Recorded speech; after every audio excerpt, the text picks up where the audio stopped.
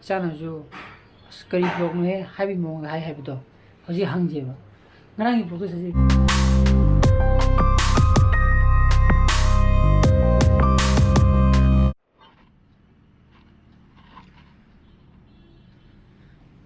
Good morning guys, welcome back to my channel. Mayam nungaibirina khalli. Ngaranggi vlog tudi ai bukta thagak kanda ko ikai jarak pajidi back in 2010 ka habdo sum tara kanda ko yamna pakta bugi mo sum tor pudo aina wari libizi kya haiti haigadra ko ai sanu panu bukta de ai nupinu baba nangi blog sidi asnangi blog sidi kaino he na hairab ni ken thar isana yemu de kai jere kino ai nganangi blog tu di sem hairaga de odo khangde do mayam de dum pambi bu male comment ju dum phasa phasa na dum pibire ka mayam na odo naing ngarang kai sum ngarang sum ina sum khalamini asum thong de wari li bi kya ju keno to mina khuloi de bi ta to di haijo haitamina wari gu muje liri gu mjira ju mu khalamini ko ngarang je odo anyway makhata bai keno dum tanja ahmatam tanja sara ga de dum ai ya to pa wari mayam ju dum ai dum share tok jara ke ko simangai चल दो क्या चल रहा हलक पगी लंबी रा बाजार में कोई की कना तो जेबा wala kalumda लांग में होना जेबा ए एगी बेटी हिदा खल ले दे देबा हिदा के खरा अदुगी लंबी द चन बखनो oya अहमदा आई हंगे ले ये मावन दरी दा एना पाम याव द्रेबा अदु एना ये तुम याव जा न हन सही तेरा छते ग्लास ना अनि खो पुरे अदु झुल लोइरे अदु याव दरी यादे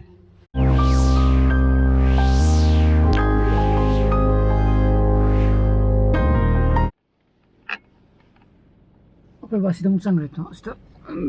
veterinary drug house ai je mana kaida ai ju gari khamam je na ti cha da ba bus ani gi kak ni ko khani je sidana auto parking le na tung da bus ama le ra mang da bus ama ga ren moina thokto ha ga de dum thokto khina bane ba ko ba gi ma gi khurki du ju harap jengolu bai tare ko dagi thabak mathang chalu bane yum da yore yum da yok pon chana pa hogot ta tana le me inge na phajung da changa ga ba ko chipun ta ta re ha brush karega je ke me chilo khong ja tong jalo ba ju ingna ji da mai ki je chalo chana pa ni story time sem ro dre ping sa ba to wai li ba kya hai ta minai sem da man nam me na tra ai jo kare rang di sem re na ngai sem to hanjan yenga zum paksalak tabi tap to robo do koi ni chalo yare jike tuli chalo ro khomo ja tong chalo chalo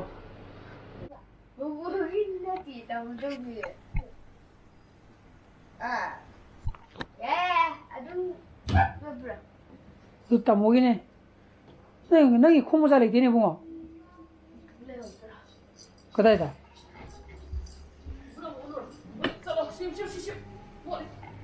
ngang tung cái thầm cái kìa ha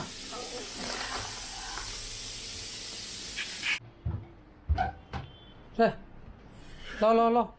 thiên lo cái nào có gì lo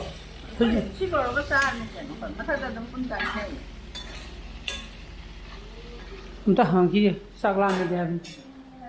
kéo ra như nào abunga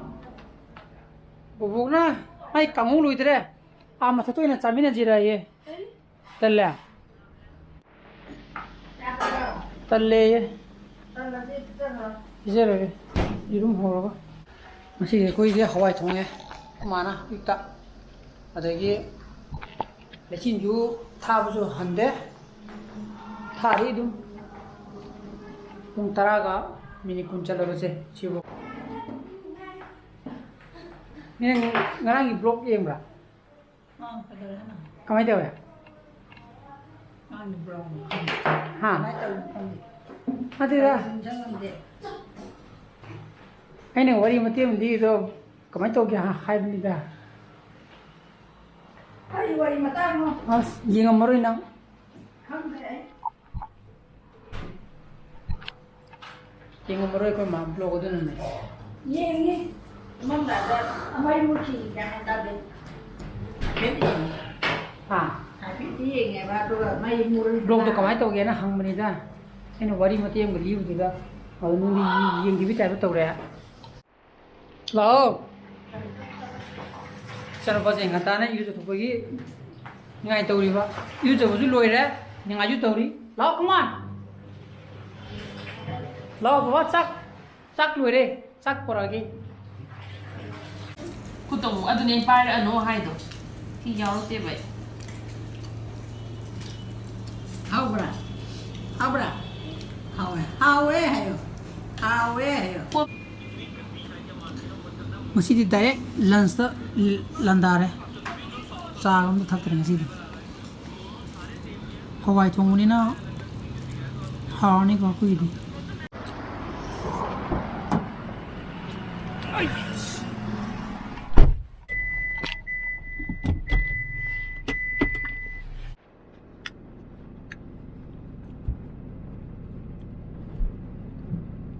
ini bide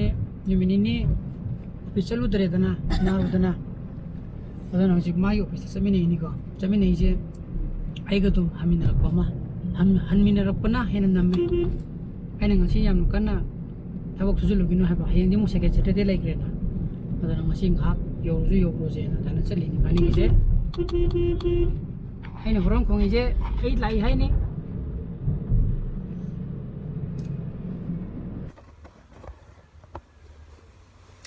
ai mai office ta yore ko yora kanda ai camera jeng side lambi de kapaga smana kapaga la pone ba chi stand ma'am je lok thu ko smana kapaga la pone kun par ko do ji kham kanda si tiek lem bone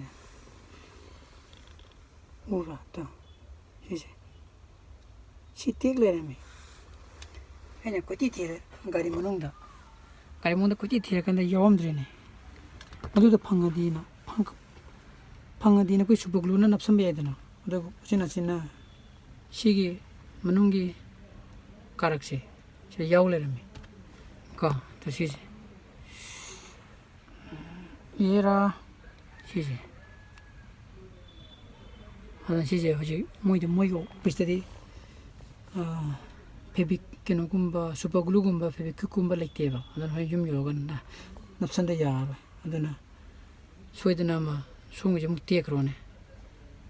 लोइरेने गोदले stand हापा यार होयबा खोंग बुदि होंगे आइनो जे Amazon दे नगन पचामरी संगा मुतंग पिएबा को अदना नोमा अम change लगा थमतारे extra वाइना अदना आई सिदा cam queen लेदुनो जो खंगद्रे इ हाक लेगिने बसिदा मांग सोकले तौरीजे हजिक पुंग 2 मिनिट 35 मुक चले माई ऑफिस तकी थोकलेबको थोकलागा तो इ चलिजे अम्मजिने जोनियानेबा मागी स्टाफ तो मबानी चलिजेना मोइगी मागी आइगिन पिगी मागी एक मथक मागी ऑफिसर अमोदीगी तो मसान माइके हाइबको अदु युमदा पुथरेन हेबा अदुगी हंग सबुजेना अदुगी खरा साथक लेबा चलिन मबानी गी हा योरे सिंगमान गिदे यु लंबी जे फदरा सिमोगी लंबी जे सिदनेबको TWD complex Sangi sangaga solo lame yung pontong na rin sa mo itamode di pontoraga yung dali hubantra ang naraga lako neba ihawin na haga lai neba ataba chathokar rakhang de Kaya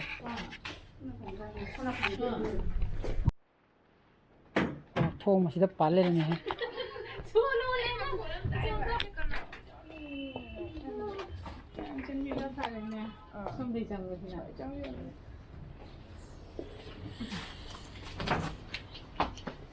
Diamond cái thila chứ đừng phăng thế nữa này mà phong khăn cái bù kìa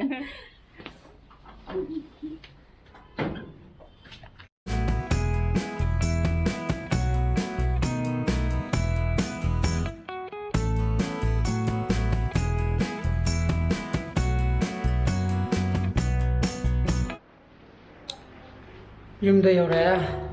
ha ngai pharam ne ko adege mo irul thaya post adre mo su ki header thambam ji nambam ji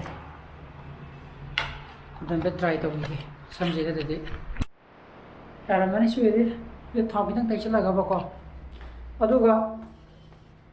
masai jai na ada any big office da lai kan da Asip ta koi school gi any puri ji Johnstone neba Johnstone high secondary school neba moduda message sama lakpa message lai je akoi school ka ba hogdure na modugi hojiki message thai tharak pudu di class to one kholani haibadi nate ba koi oja gai je hai school ka ga ta ko oda group hom thoga professor khaijona baitare aigina Wednesday ga Saturday ga adana sab sab buron ju madu jadi pandre adana nimini oza khudi mak loine mo kana dore egina Wednesday ga Saturday ga very good masagi camera gi stand ti have do Point ti le meng sai ado si sam ge ba se baba phong ge anh cái đây có anh không hay à adana si de le ra udah marah sih tuh sile tuh berapa juga sih ada febikwik sih lain orang mina nafsal lagi ya berengge kaya cakap febikwik tuh nomo ini cuma di ini nangka lagi nu pato papat cái súng rồi sih semuanya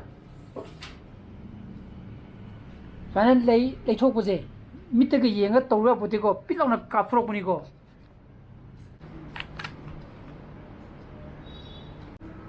ngatang thang gi gine te yar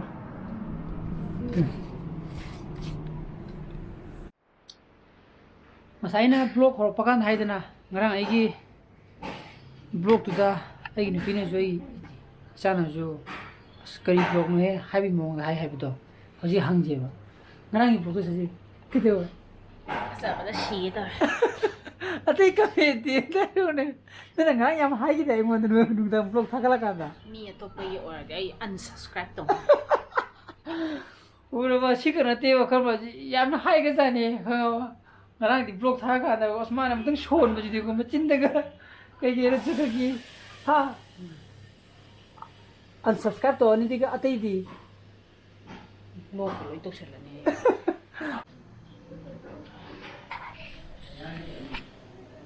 Itu 78 mulai makan kita 110 lagi.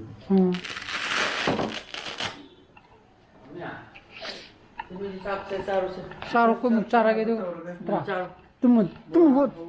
nungai ba tiba tumun nungai ro hum to nungai nungai ba macho ayo to dena bp uli juro ba nomen tara me Ngan nganta lo, kita betul. zim dulu to bir tu pacho le ra pacho ka shu to rom dra nomen le me bp ko ma kitang ko ngori to we nang sai digi haiba aduna ai ngasi blog de mata zero senjara ga ai blog pam bu thogadi like to biro mo share to bio subscribe to bio nui channel phasele bio so please be safe and be healthy bye bye good night choo bye bye